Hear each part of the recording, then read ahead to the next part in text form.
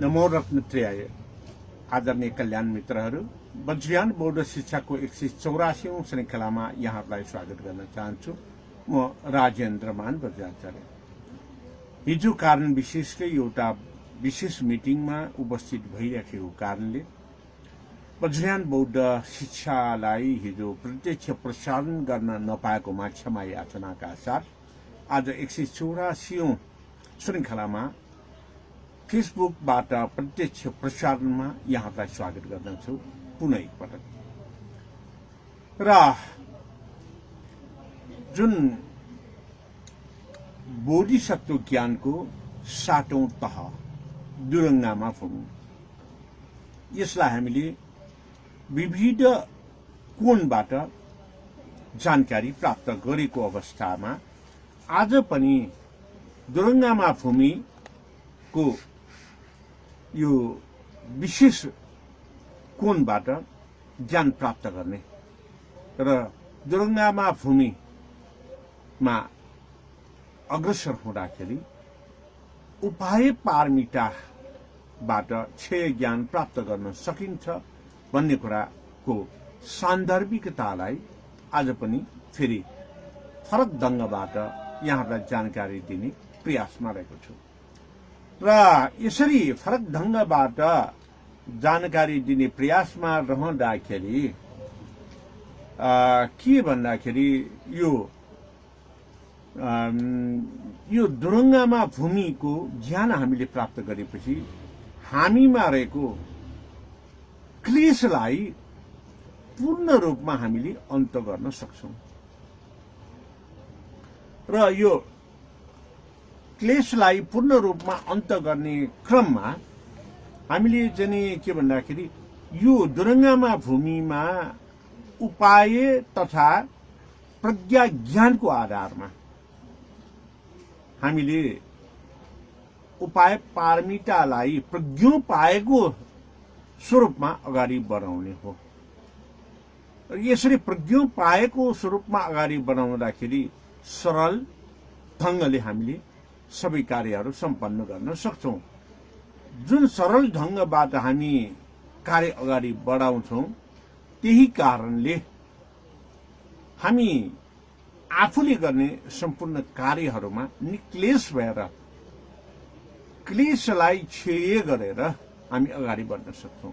यो क्लेशलाई क्षय गरेर अगाडि बढ्दाखेरि के हुन्छ त भन्दाखेरि यसले रिस, राग, द्वेष, मोह, ईर्ष्या यो सबै नै हामीमा उत्पन्न हुन दिँदैन।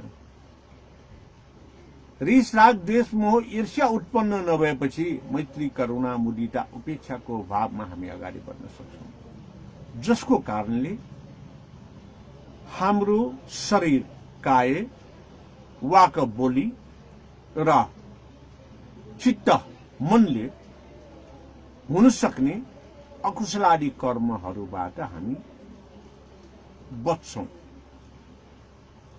अकुशलादि कर्मबाट बच्ने भनेको के भन्दाखेरि आँखाले हामीले देख्यो, त्यो देखेको कुरा राम्रो भनेपछि मलाई चाहियो भनेर त्यसमा मोह उत्पन्न हुन्छ। मोह उत्पन्न भएपछि त्यो प्राप्त गर्न सक्यो, खुसी हुन्छ। प्राप्त भएन भने अनि त्यहाँ चाहिँ रिस, राग, द्वेष उत्पन्न हुन्छ र हामीमा क्लेशयुक्त भइदिन्छ। त्यसकारणले जब हामीसँग चाहिँ यो क्लेश रहित अवस्थामा रिस, राग, द्वेष, मोह, ईर्ष्या आदिलाई क्षय ज्ञानमा चाहिँ हामीले परिणत गरिसकेको सन्दर्भमा हामीमा त्यस्तो भावना 10 अकुशलादि कर्म उत्पन्न हुन दिँदैन। र 10 अकुशलादि कर्म उत्पन्न नहुनु भनेको नै कुशलादि कर्ममा हामी अग्रसर हुनु हो।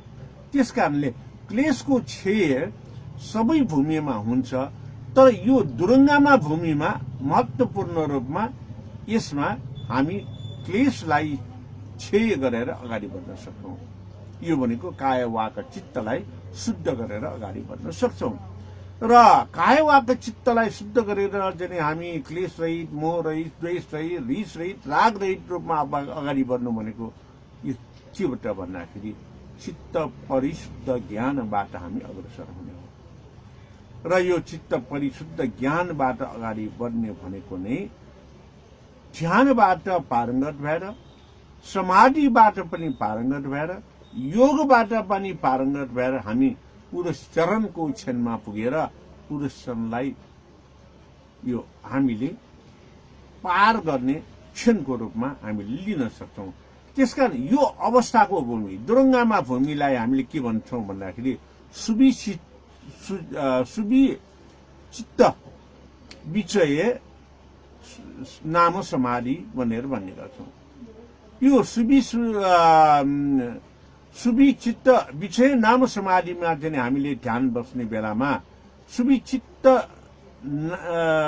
चित्तार्थ नाम समाधि चित्तमा यस्तो उत्पन्न गर्छौं कि हामीले वीर्य बललाई चाहिँ अगाडि बढाउने हिसाबले प्रज्ञा ज्ञानलाई प्रयोग गर्छौं, विवेकशील भएर हामी अगाडि बढ्छौं। र यो विवेकशील भएर अगाडि बढ्नु भनेको नै सर्वार्थ सिद्धताको विचरणमा हामी पर्नु हो।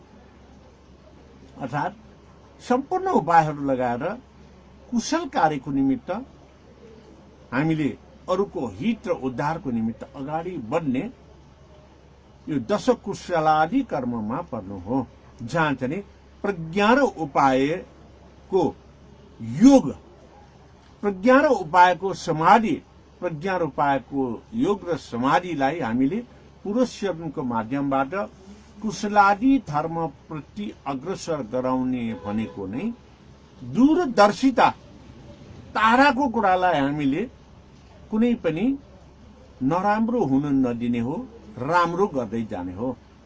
त्यसकारणले यो दुरङ्गामा भूमिमा हाम्रो चाहिँ आफ्नो गोचर विचार, हाम्रो शुद्ध विचारलाई हामीले लाभ गरिसकेपछि श्रावक बुद्धको ज्ञान, प्रत्येक बुद्धको ज्ञान र सम्यक बुद्धको चाहिँ सम्यक सम्बुद्धको ज्ञान प्राप्तिको निमित्त श्रावक बुद्ध र प्रत्येक बुद्धको ज्ञानलाई उपाय कौशल्यताको आधारमा अग्रसर गराउने हुन्छ।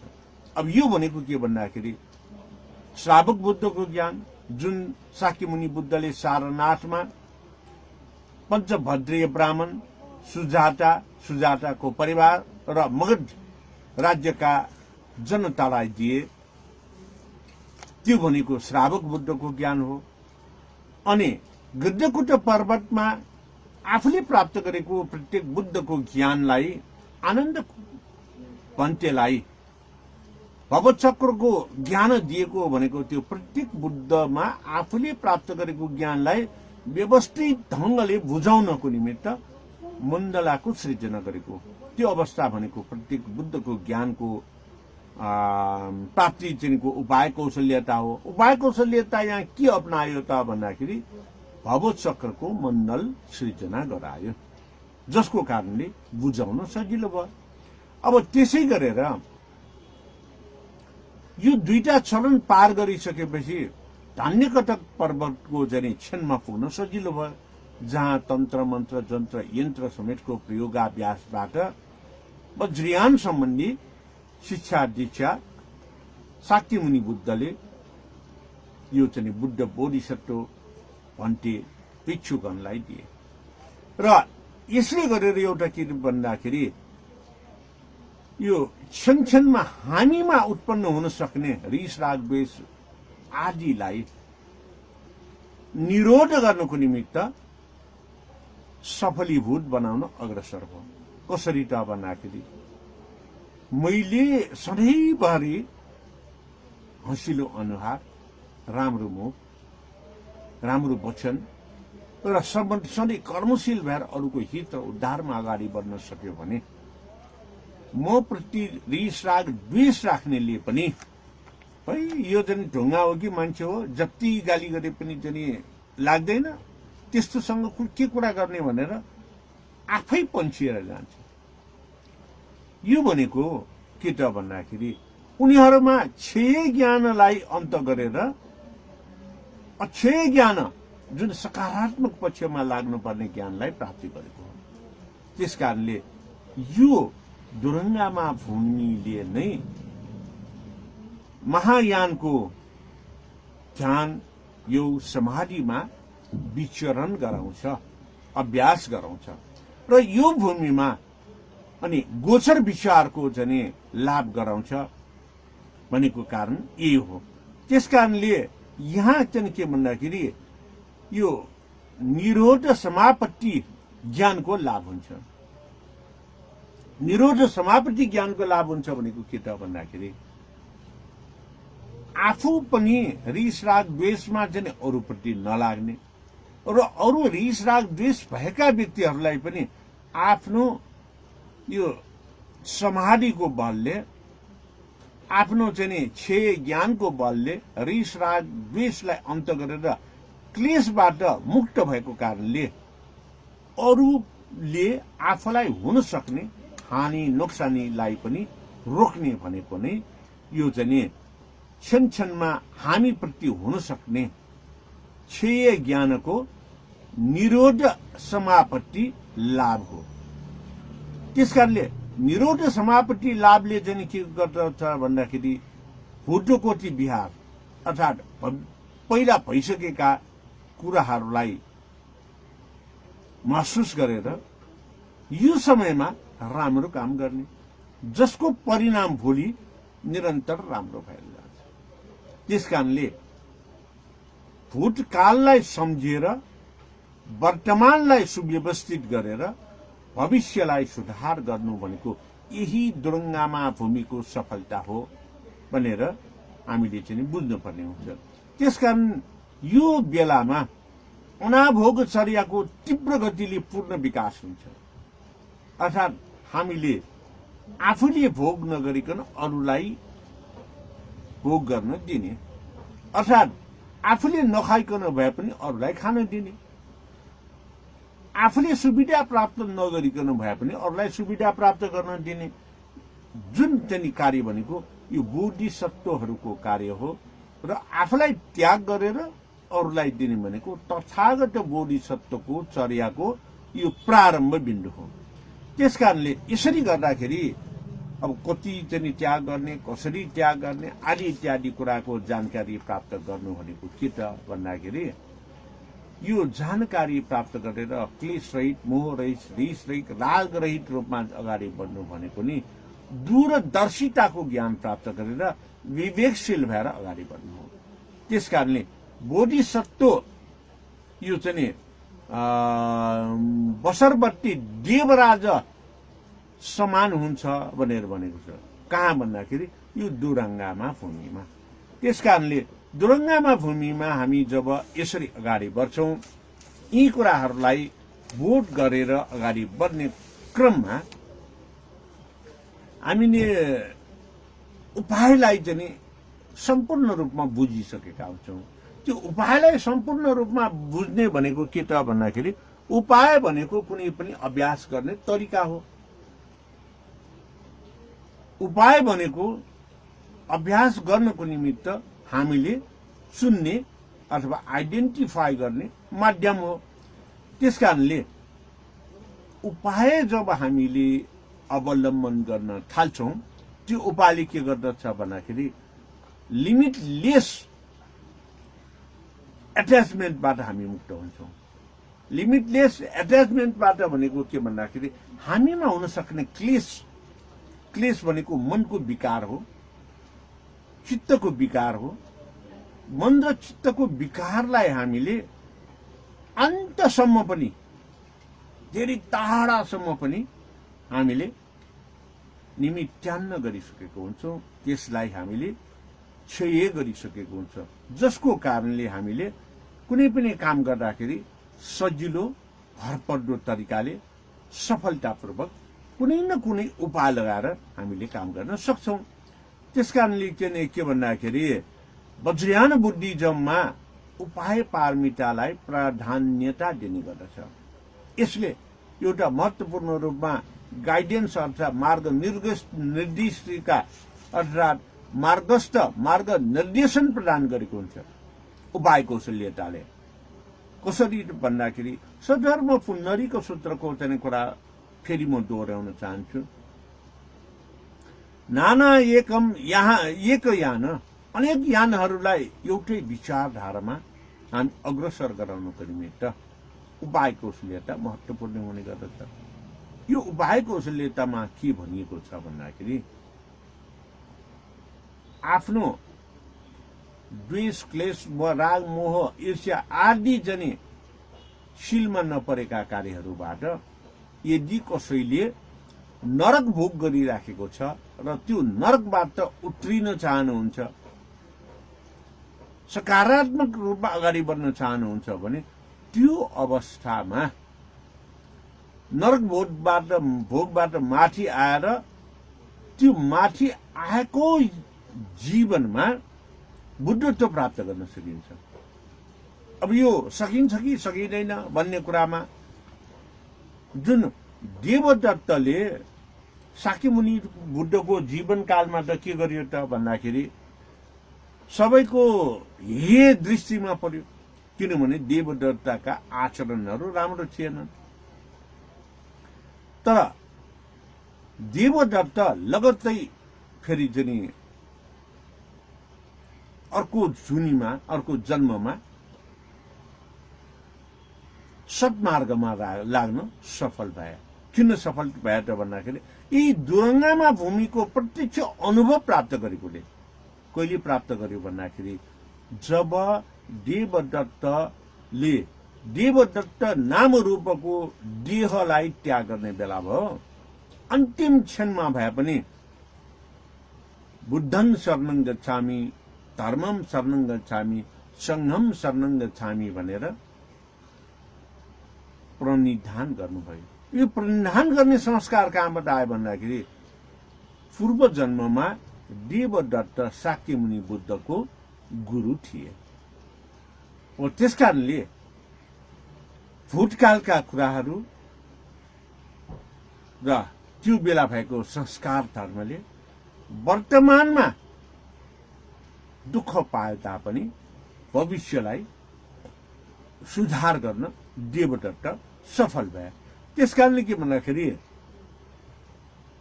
यो उपाय कौशल्यता भनेको जब हामी पार गर्न सक्छौं, त्यो पार गरेको अवस्था भनेको नै उपाय पारमिता हो।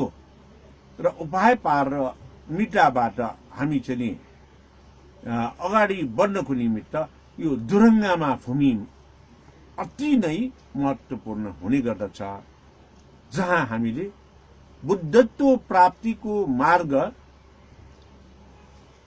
हामी मार्गस्थ भइसकेको हुन्छौँ। त्यसैले अघि भने नि मैले नरक भोग गरिराखेकाहरूले पनि चाहना राखेको खण्डमा पुनर्जन्म लिएर अलिकति दुःख पाउँछ, जसरी देवदत्तले दुःख पाए आफ्नै कारणले। तर अन्तमा र त्यसपछिको जन्ममा देवदत्त निर्वाण मार्गमा पदार्पण गर्नुभयो। यो भनेको नै के भन्दाखेरि देवदत्तले यो जीवनको अन्तमा बुद्ध ज्ञान प्राप्त गर्नुभयो। र यसरी बुद्ध ज्ञानलाई प्राप्त गरेर जब चाहिँ देवदत्त अगाडि बढे, यो भनेको त के भयो भन्दाखेरि सधर्म पुण्डरीको सूत्रमा व्यक्त गरेको अनुसार बुद्ध प्राप्त हुन सक्ने, बुद्धत्वको मार्गमा पदार्पण हुन सक्ने भनेको वास्तविक रूपमा यही हो। त्यसै गरेर यो फेरि अर्को कुरा चाहिँ त्यहाँ चाहिँ के लेखेको छ भन्दाखेरि सधर्म पुण्डरीको सूत्रमा श्रावक यानको माध्यमबाट सोतापन्न भएर अरहत भइसकेकाहरूले पनि, अरहत भनेको एक प्रकारको निर्वाण हो, तर एक्लो आफू निर्वाण मार्गतर्फ अग्रसर भएको अरहत, जहाँ सोतापन्न भनेर भनिन्छ। सोतापन्न भनेको नै निक्लेश हुनु हो। निक्लेश भइसकेपछि अरहत हुनु भनेको, अरहत भनेको बोधिसत्व मार्ग होइन कि बोधिसत्व मार्गबाट पार गरिसकेको तर बुद्धको मार्गमा नपरेको, निर्वाण मार्गमा चाहिँ परिसकेको तर निर्वाण हुन नसकेको अवस्था। कहिलेकाहीँ यो अवस्था पनि हुने गर्दछ। यो अवस्थाबाट यदि अरहत भएकाहरूले पनि चाहना राख्नुभयो भने पुनर्जन्म भएर बुद्धत्व प्राप्त गरेर अगाडि बढ्न सक्छौं। त्यसकारणले यो दुरङ्गामा भूमि भनेको एउटा महत्त्वपूर्ण रूपमा दूरगामी असर पर्न नदिनको निमित्त दूरदर्शिता अपनाएर विविध माध्यमबाट अग्रसर हुने कार्य नै दुरङ्गामा भूमिको उपाय कौशलता उपाय पारमिता हो, जहाँ क्षय ज्ञानलाई अर्थात् चाहिँ गर्न नहुने ज्ञानलाई क्षय गरेर अन्त गरेर गर्नुपर्ने र गर्न हुने कामहरू मात्रै गर्दै अगाडि बढ्ने नै यो चाहिँ महत्त्वपूर्ण पक्ष हो। त्यसकारणले के भन्दाखेरि यसलाई चाहिँ हामीले हिजो अस्तिको कार्यक्रममा के पनि भनेको थिए भन्दाखेरि यी सधर्म पुण्डरीको सूत्रको माध्यमलाई लिएर घरमा आगो बलिराखेको छ। माथिल्लो तल्लामा 6वटा छ्याल छ, तर तल के छ, एउटा मात्रै ढोका छ। त्यो 6वटा माथिल्लो तल्लाको छ्याल भनेको जहाँबाट हाम फाल्न सक्दैनन् बच्चाहरू, तर त्यो घरमा आग लाग्यो। छ्यालहरू भित्रैबाट थुनेको थियो, ढोका भित्रैबाट थुनेको थियो। आग लागि भएपछि जतिसुकै कराए पनि बालबच्चाहरू बाहिर निस्केनन् र विविध माध्यमबाट विविध त्यहाँ चाहिँ आकर्षण गरेर ती बच्चाहरूलाई बाहिर निकाले। भनेको 6वटा झ्याल भनेको के त भन्दाखेरि पञ्च इन्द्रिय र चित्त इन्द्रिय गरेर समेत गरेर 6वटा इन्द्रिय। 6वटा इन्द्रिय त्यो बेला खुल्छ जब त्यो व्यक्तिमा हामीले चेतना जगाएर चित्तलाई खुलाउन सक्छ। यो चेतना जगाएर चित्तलाई खुलाउने भनेको नै एउटा उपाय कौशल्यताले मात्रै सक्षम हुन सक्ने कुरा हो। त्यसकारणले के भन्दाखेरि जब हामी यी कुराहरूलाई चाहिँ गर्दै जान्छौँ तब हामीले चाहिँ यो बुद्ध बोधिसत्वको अनुभवलाई हामीले पनि अनुसरण गर्न सक्छौँ। गुरुले सिकाएका कुराहरू हामीले चाहिँ प्राप्त गर्न सक्छौँ र त्यसलाई अभ्यस्त भएर अभ्यास गर्दै हामी आफ्नो जीवनमा पनि लागू गर्न सक्छौँ। त्यसकारणले यो बुद्ध बोधिसत्वको चाहिँ मार्गमा जाने बेलामा यो दुरङ्गामा भूमिमा रहँदाखेरि हामीले चित्त भन्दाखेरि आफ्नो चित्तलाई चेतसिक मनले हेर्न सक्ने क्षमतावान बनाउँछ। त्यो भनेको के त भन्दाखेरि हामीमा रहेको ज्ञान र बुद्धिलाई विविध उपायबाट विवेकशील ल्याउँछ र त्यो विवेकशील उपायबाट हामी अगाडि बढ्ने बेलामा हामीले सजिलै कठिन कार्यहरू पनि यसलाई चाहिँ निर्वाह गरेर यो सरल ढङ्गले हामीले अगाडि बढ्न सक्छौँ र अरूलाई ज्ञान दिन सक्छौँ। त्यसकारणले के भन्दाखेरि जब हामी यी कुराहरू जुन गर्छौँ उपाय कौशल्यता जहाँ पनि लागू हुन्छ। अब उपाय कौशल्यता लागू हुने सन्दर्भमा जस्तो हामीले इनारबाट पानी तान्नु पर्यो भने बाल्टीको बिडमा चाहिँ डोरी बाँधेर इनारमा खसाल्यो, त्यसपछि तान्यो भने के हुन्छ, हामीले बल गरेर तान्नुपर्छ। यदि हाम्रो ब्यालेन्स मिलेन भने त्यो बाल्टी भरिको पानीले हामीलाई नै तानेर इनारमा खसाल्न सक्छ। अब उपाय कौशल्यता लगायो, सजिलो कुरा, सजिलै पानी तान्न सकिन्छ। कसरी त भन्दाखेरि हामीले माथि एउटा कुनै डन्डी लट्ठी बाँस राख्यो, केही नभए पनि त्यो बाँसलाई नगाएर लट्ठी चाहिँ नगाएर डोरी ल्यायो र इनारभित्र खसाल्यो, अनि त्यो बाँसमा यसरी तान्यो भने के हुन्छ, इनारभित्रको पानी त्यो बाँसमा लट्ठीमा चिप्लिएर हामीले सजिलै तान्न सकिन्छ। र अनि त्यो बाल्टी भरिको पानीले तानेर हामीलाई खसाल्ला भन्ने त्यहाँ डर पनि भएन, किन भन्दाखेरि हामीले बल गरेर माथिबाट तानिराखेका हुन्छौँ। यसरी नै विविध उपायमा, जस्तो कि हारेटी एकछिनीलाई सुधार गर्नको निमित्त बुद्धले हारेटी एकछिनीको एउटा बच्चालाई आफ्नो दाना पात्रले छोपेर राख्यो हारिटी एकछिनी रुवाई कराई गरेपछि अनि बुद्धको शरणमा परेपछि तिम्रो 1000वटा बच्चा मध्ये एउटा बच्चा हराउँदा त तिमीलाई यस्तो चाहिँ शोकाकुल हुन्छ भने 22वटा बच्चा भएको मानिसको बच्चा तिमीले खाइदिँदा के हुन्छ भनेर सजिलै चेतना जगायो। ज्ञान र बुद्धिलाई त्यहाँ उपायको माध्यमबाट विवेकशील ढंगले एकछिनीलाई बुझाउन सक्यो र तुरुन्तै एकछिनी के भयो त भन्दाखेरि अब आइन्दा म बच्चा खान्दिन, बरु के भन्दाखेरि म बुद्ध शासन थिर गर्नको निमित्त सम्पूर्ण बाल बच्चाहरूको हेर विचार गर्छु, उनीहरूको जीवन निर्वाहमा कुनै पनि रोग व्याधिबाट चाहिँ म बचाउँछु भनेर प्रणिधान गर्नुभयो। त्यसकारणले यो उपाय भनेको अति महत्त्वपूर्ण हुन्छ, जुन उपायले गरेर अब हारिटी जस्तो एकछिनीको नेगेटिभ सोच बच्चा मारेर खाने चाहिँ क्रियाचर्यालाई बुद्धले तुरुन्तै परिवर्तन गराउन सफलता प्राप्त गर्यो।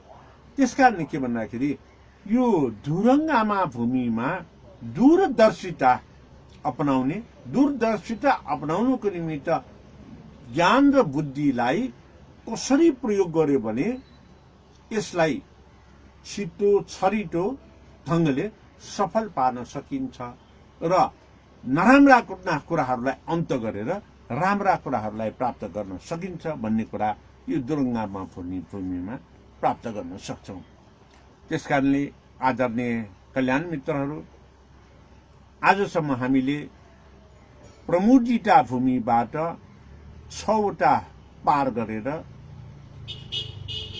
यो आज 7औं भूमि बोधिसत्व चर्या बोधिसत्व ज्ञानको 7औं भूमिलाई पनि हामीले एउटा उपाय कौशल्यताको माध्यमबाट जानकारी प्राप्त गर्ने।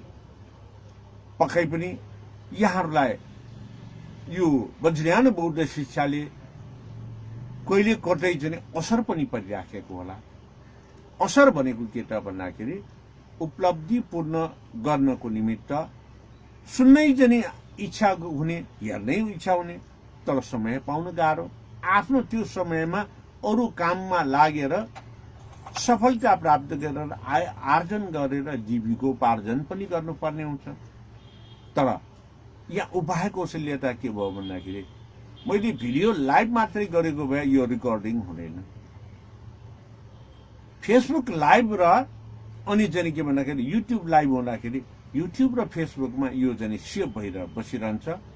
यो सेभ भएको कुराहरूलाई तपाईहरुले डाउनलोड गरेर राख्यो भने के हुन्छ त भन्दाखेरि आफूले मिलेको समयमा